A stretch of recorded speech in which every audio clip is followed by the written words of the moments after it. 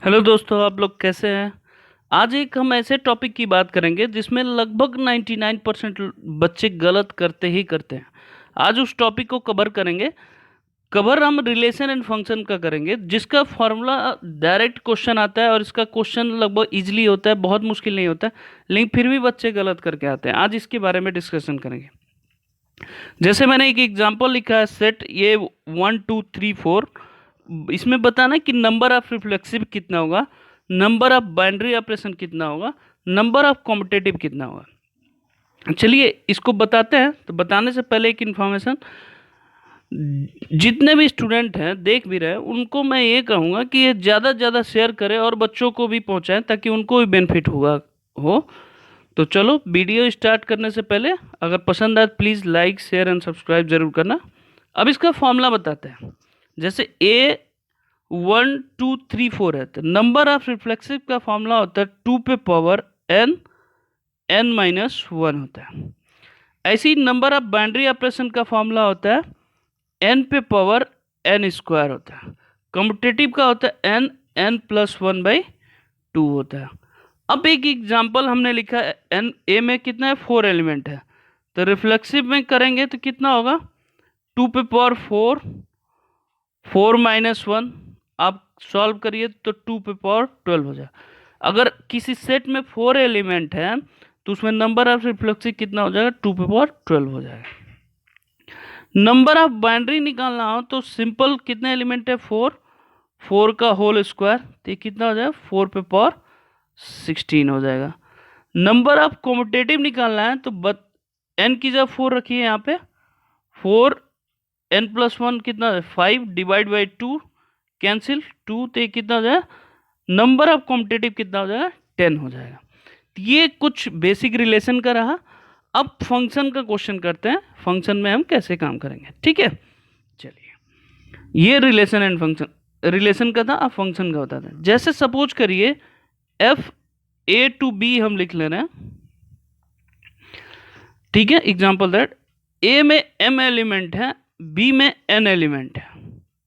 हमें यहाँ एक एग्जांपल लिख ले रहे हैं 1 2 3 4 5 6 7 लिख रहे हैं।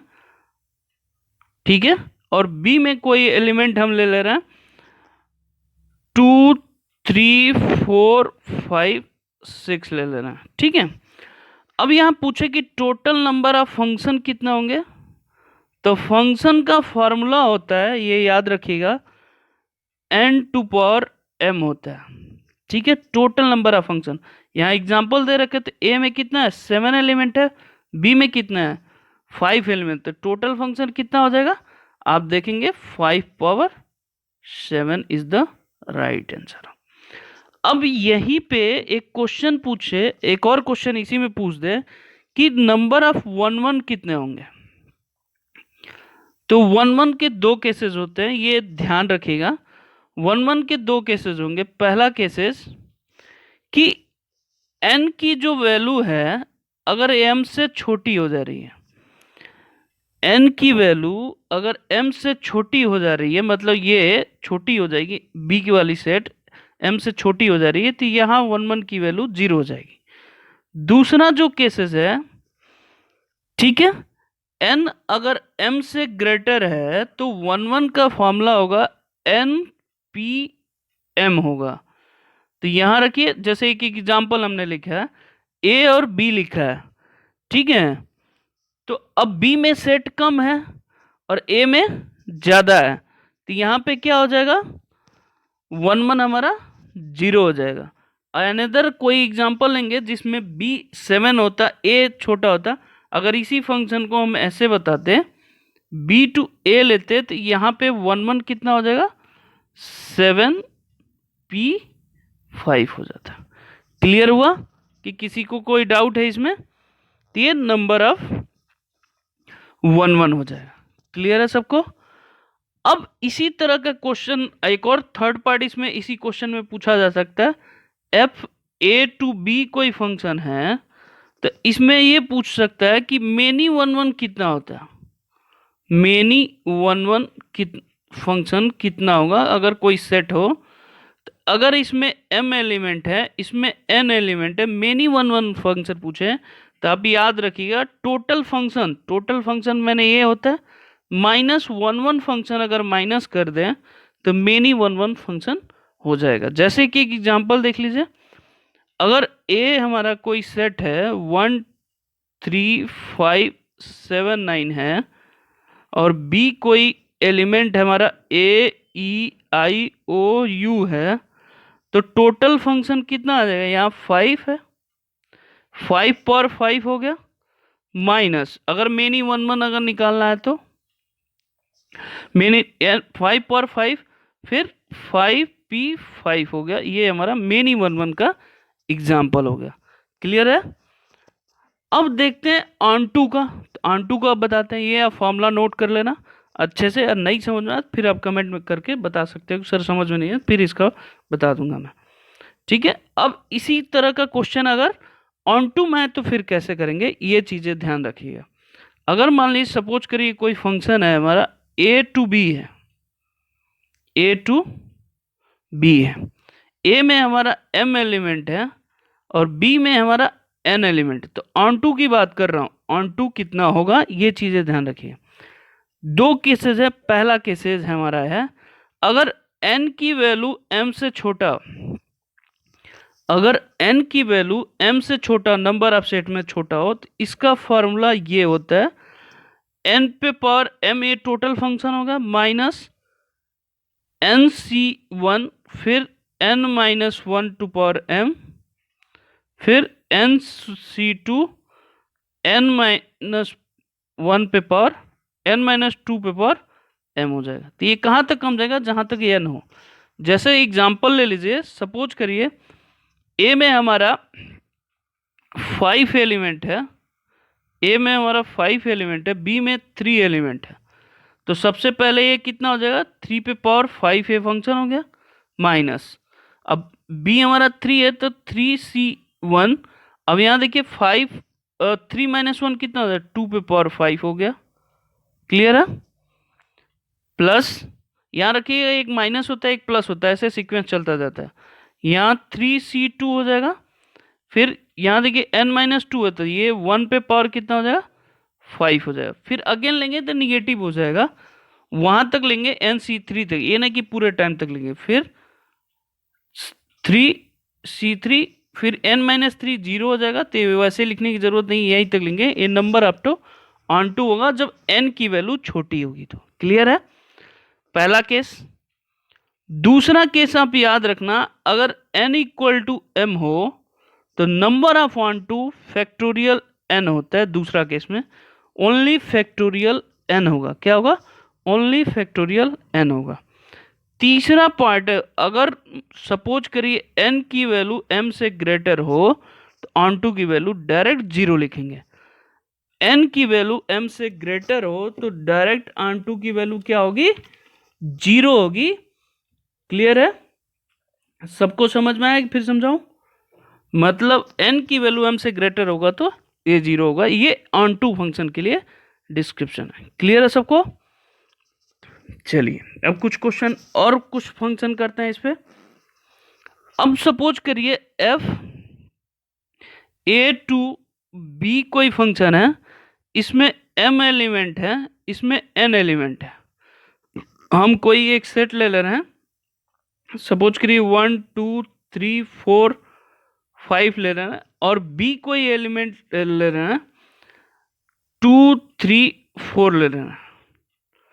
ठीक है, तो अगर पूछे कि नंबर ऑफ इनटू कितना होगा, नंबर ऑफ इनटू, वो ऑन टू था याद रखिएगा, नंबर ऑफ इनटू कितना, इनटू फंक्शन मतलब कितना होगा, इसकी बात करें तो याद रखिएगा सबसे n की वैल्यू देखिए छोटा है, पहले केसेस में m से छोटा है, तो फिर क्या करेंगे, फार्मूला होता है n c1, सेम फार्मूला वही वाला, बस उसको टोटल फंक्शन वाला नहीं लिखेंगे, पीछे ये आएगा nc2 n माइनस टू पे पावर m होगा। अब जैसे यहाँ देखिए कितने छोटा है, इसमें 3 एलिमेंट है, इसमें 5 एलिमेंट है, तो यहाँ लिखिए 3c1 यहाँ 2 पे पावर 5 माइनस 3c2 1 पे पावर 5 ये इनटू फंक्शन हो गया। क्लियर है, सबको समझ में आया? अगर n की वैल्यू ग्रेटर देन m हो, पहला केसेस ये है, सेकंड केसेस ये है ऑन टू फंक्शन n की वैल्यू m से ग्रेटर हो तो इनटू फंक्शन डायरेक्ट होता है n पे पावर m होता है। क्लियर है? अगर n की वैल्यू m से ग्रेटर सेट हो तो इसकी डायरेक्ट वैल्यू क्या होगी, n पे पावर m होगा। क्लियर है, समझ में आ गया? गुड, अब ये हो गया। एक और फॉर्मूला इसमें और बताते हैं जो आपको पूछा जाता है direct, f a to b है, इसमें m एलिमेंट है, इसमें n एलिमेंट है।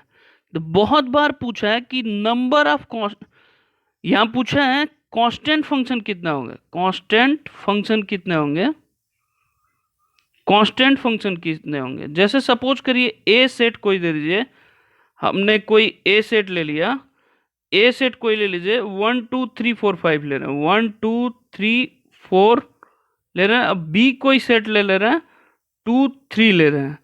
तो जब भी इस तरह का क्वेश्चन आएगा कि कांस्टेंट फंक्शन कितने होंगे, तो यहाँ सिर्फ n होता है। n मतलब n एलिमेंट ही होगा, इसमें छोटे बड़े से कोई मतलब नहीं थी। इसका मतलब इसमें कांस्टेंट फंक्शन कितना होगा, 2। क्लियर है सबको? फिर एक और, नंबर ऑफ बाइजेक्शन कितने होंगे, बाइजेक्शन, नंबर ऑफ बाइजेक्शन कितने होंगे, ये बहुत बार पूछा है। तो ये कितना होता है, डायरेक्ट फैक्टोरियल n होता है।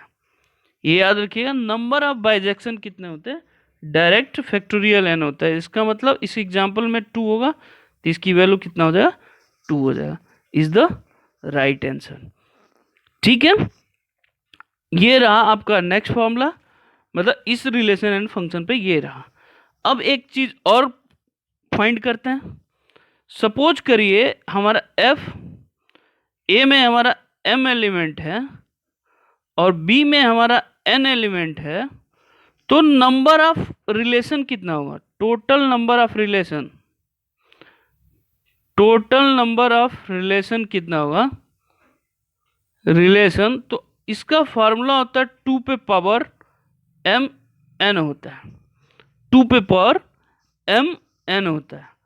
तो अगर कोई a में 7 एलिमेंट होगा सपोज करिए, और b में हमारा कोई 5 एलिमेंट होगा, तो नंबर ऑफ रिलेशन कितना हो जाएगा, 2 पावर 7 इंटू 5, ये कितना हो जाएगा, 2 power 35 is the right answer होगा। मतलब ये देखिए, जितने क्वेश्चन आज बताया हूँ ये बहुत आसान होते हैं, आपको करने में आसानी होगी। अब कुछ एग्जाम्पल इसी पे कर लेते हैं जिसको और क्लियर हो जाएगा आपको। अब जैसे मैंने एक क्वेश्चन दिया, आप डायरेक्ट कर सकते हो, बहुत सारे क्वेश्चन आसानी से कर सकते हो, सॉल्व भी कर सकते हो। मैं ए कोई सेट लिख दे रहा हूं, सपोज करिए 1 2 3 4 5 6 7 है। बी हमारा कोई सेट हमने दे रखा है 2 3 4 5 है। तो पूछे नंबर ऑफ रिलेशन कितना हो जाएगा, इसमें कितना है, 7 एलिमेंट है इंटू इसमें 4 एलिमेंट, तो 2 पे पावर कितना हो जाएगा, 28 हो जाएगा। सेट अगर पूछता नॉन इम्पटी होता तो इसमें से एक माइनस कर देते, मतलब इम्पटी सेट होता तो एक माइनस कर, नॉन इम्पटी नहीं, इम्पटी सेट होता तो एक माइनस कर देते। सबको समझ में है कि किसी को कोई डाउट है इसमें तो वो पूछ सकता है। अब एक और क्वेश्चन हम इसमें कराते हैं। अगर सपोज करो एक और क्वेश्चन पूछे कि हमारा कि कोई फंक्शन है उसमें मेनी 1 1 हो, तो मैंने बता दिया आपको, मेनी 1 1 आप करोगे आसानी से हो जाएगा। अब इसी तरह का कुछ क्वेश्चन देते हैं, आपको घर से करके लाना है। ए कोई सेट ये है हमारा 2 4 6 8 फिर 10 है।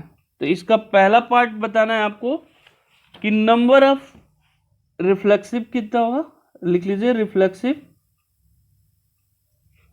दूसरा बाउंड्री ऑपरेशन कितना बताना, बाउंड्री ऑपरेशन कितना है ऑपरेशन। तीसरा पार्ट आपको बताना है कॉम्पिटेटिव कितना होगा। क्लियर है? ये पहला क्वेश्चन। दूसरा क्वेश्चन मैं जो आपको दे रहा हूं, ये दूसरा क्वेश्चन आप लिखिए।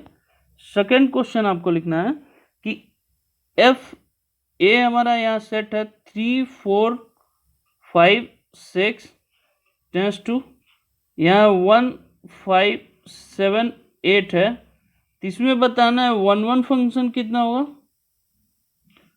टोटल फंक्शन कितना है,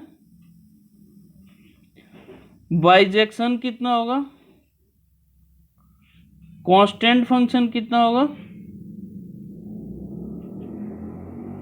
और इनटू फंक्शन कितना होगा। ये सारे पार्ट इसमें बताने हैं जो आपको करके दिखाना है। समझ गए आप लोग? मुझे नहीं लगता कि इससे बाहर कोई क्वेश्चन आ सकता है। अब एक क्वेश्चन थोड़ा सा घुमा के पूछा जा सकता है, वो भी मैं आपको करा देता हूँ। ये आईआईटी का क्वेश्चन है। देखिए इसमें एक क्वेश्चन लिखा था, मैं वो भी करा देता हूँ। ये आपको होमवर्क है जो करके दिखाना है। एक क्वेश्चन पूछा था, मैं क्वेश्चन आपको बता रहा हूँ। ए और बी दो सेट थे, A and B, two non empty set हैं।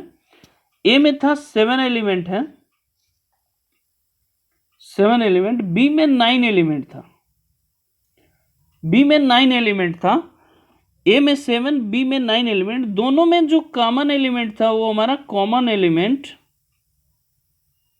वो कह रहा है कि 4 है। क्या कह रहा है? 4 है। तो पूछा था आपका आंसर कि n A cross B intersection B cross A में टोटल एलिमेंट कितने होंगे, मतलब टोटल एलिमेंट कितने होंगे। तो पहला पार्ट पूछा था 4 होंगे, दूसरा पार्ट इसमें ऑप्शन दे रखा था 12, तीसरा पार्ट 16 और चौथा पार्ट इसमें दे रखा था नन ऑफ दीज। तो आप देखिए जब 4 एलिमेंट कॉमन है, दो अलग अलग जगह पे मल्टीप्लाई हो रहा है, तो टोटल कॉमन कितने हो जाएंगे। यहाँ पे डायरेक्ट फॉर्मूला रखिए, जो कॉमन होता है उसी का फॉर्मूला n स्क्वायर होता है। तो ये कितना था, 4 का whole square is equal to 16 is the right answer हो जाता है। मतलब इसमें कुछ करना ही नहीं था, जो उसको डायरेक्ट कर दिया। ठीक है, ये तो रहा बाइनरी एंड फंक्शन का क्वेश्चन। और कुछ क्वेश्चन अभी मैं बता देता हूँ, नेक्स्ट क्लास में इसकी वीडियो बना के मैं डालूंगा। अब एक और आप जानिए पीरियोडिक फंक्शन क्या होता है। पीरियोडिक फंक्शन, पीरियोडिक फंक्शन क्या होता है ये चीज जानना है। पीरियोडिक फंक्शन क्या होता है? पीरियोडिक फंक्शन का मतलब ये होता है कि जैसे मान लीजिए पीरियोडिक का मतलब ये है कि कोई सर्कल में घूम रहा है, तो एक स्थान से जहाँ घूम रहा है तो वहीं फिर दोबारा आ जाए, तो किस तरह कितने एंगल पे घूमा जाए तो वो हो सकता है। जैसे मान लीजिए साइन एक्स है और कॉस एक्स है, तो कॉस एक्स है, साइन एक्स है, टेन एक्स है। मैं इन तीनों की बात कर रहा हूँ। पीरियोडिक फंक्शन क्या होता है एक छोटा सा समझा। साइन में कितना एंगल ऐड करते हैं कि पूर्ण साइन एक्स ही आ जाता है। आप जानते हैं कि साइन में साइन 180 प्लस लेना है। पीरियोडिक फंक्शन का मतलब क्या हुआ, a plus x equal to function अगर खुद ही आ जाए तो वो उसका पीरियोडिक फंक्शन कहलाता है। आप देखिए साइन का क्या होता है, साइन 360 मतलब 2 पाई प्लस एक्स क्या होता है, साइन एक्स ही होता है। 2 पाई प्लस एक्स क्या होता है, साइन एक्स होता है। इसका मतलब साइन का पीरियोडिक फंक्शन क्या होगा, 2 पाई होगा। क्लियर है? सबको समझ में आया? फिर समझाओ। साइन का पीरियोडिक फंक्शन यही होगा। अब 90 वाला केस में ना, 90 कॉस में, 90 में साइन क्या होता है, कॉस में कन्वर्ट हो जाता है। 180 माइनस एक्स क्या होता है, साइन एक्स होता है। यहाँ प्लस करना है, ये याद रखिएगा, ये ना कि उसको करना। ऐसे ही कॉस एक्स का पीरियोडिक फंक्शन क्या होता है, 2 पाई होता है। कॉस 2 पाई प्लस एक्स क्या होता है, कॉस एक्स होता है। ये इसका कॉस एक्स का पीरियोडिक फंक्शन हुआ। और टेन एक्स का पीरियोडिक फंक्शन क्या होता है, टेन 180 प्लस एक्स हमारा क्या होता है, टेन एक्स ही होता है। ठीक है, तो इसका मतलब टेन का जो पीरियोडिक फंक्शन होगा वो क्या होता है, पाई होता है। इस पे भी बहुत सारे क्वेश्चन पूछे गए हैं। तो पीरियोडिक फंक्शन का मतलब ये होता है कि कोई भी फंक्शन अगर उसमें ऐड करने में पुनः वो फंक्शन अगर आ जाए तो उसको हम क्या बोलते हैं, पीरियोडिक फंक्शन बोलते हैं। अब जैसे मैं एक एग्जांपल आपको करा देता हूं, अब डायरेक्ट इसका फॉर्मूला करा देता हूं, आप जानिए। अब इसका करते हैं, देखिए यहाँ पे कि अगर कोई पीरियाडिक फंक्शन है इस तरह f a x plus b है, कुछ भी मल्टीप्लाई कर रहा है इस फंक्शन के साथ, तो इसका डायरेक्ट पीरियाडिक फंक्शन जो रहेगा वो अपान ए होगा, इसका कोफिशिएंट होगा। एक एग्जांपल ले लेता हूं, जैसे सपोज करिए हमारा एक एग्जांपल tan 8x है। tan 8x है तो tan का भी पीरियाडिक फंक्शन मैंने क्या बताया था, पाई बताया था। tan का पीरियाडिक फंक्शन क्या बताया था, पाई, और इसका कोफिशिएंट x का कितना 8 है, 8, तो tan 8x का पीरियाडिक फंक्शन क्या हो जाएगा, 8 हो जाएगा, पाई बाई 8 हो जाएगा। ऐसे ही दो क्वेश्चन देता हूं, आप करके भेजना। जैसे ले लो sin 2x का आपका पीरियाडिक फंक्शन बताना है। नेक्स्ट क्वेश्चन cos 6x का पीरियाडिक फंक्शन बताना है, आपका कितना होगा। ओके बच्चों, धन्यवाद।